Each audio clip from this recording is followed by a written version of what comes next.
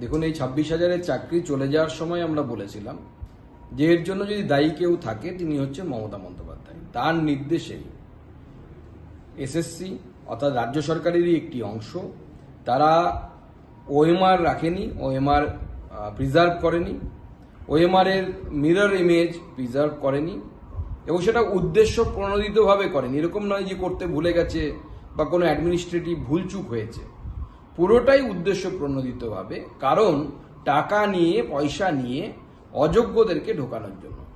রাজ্য সরকার বলেছিলেন তারা পাশে থাকবে, মুখ্যমন্ত্রী স্বয়ং বলেছিলেন পাশে থাকবেন, রিভিউ পিটিশন করছি, আরও যাই বড় কোর্ট আছে, কিন্তু আমরা কি দেখলাম? অশ্বডিম্ব প্রসব হলো।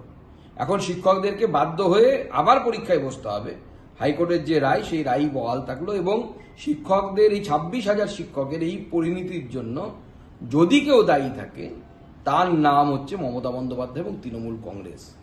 আমি এই 26,000-এর মধ্যে যারা যোগ্য এবং যারা অযোগ্য দুপক্ষকেই বলবো, তৃণমূল নেতাদেরকে যারা টাকা দিয়েছিলেন তারা টাকা ফেরত নিন, সুদ সহ ফেরত নিন। আর যারা যোগ্য তাদের জীবনে এইভাবে অশান্তি আনার জন্য প্রচুর শিক্ষকের চরম ক্ষতি হয়ে গেছে, অনেকে ব্যাংক লোন ফেরত করতে পারছেন না। একজন আদিবাসী শিক্ষক সে মারা গেল পর্যন্ত মানসিক চাপ নিতে না পেরে, এবং এগুলি প্রত্যেকটি ক্রাইম এবং এই মৃত্যু এই খুন এবং এই মৃত্যুর জন্য দায়ী হচ্ছে মমতা বন্দ্যোপাধ্যায় এবং রাজ্য সরকার।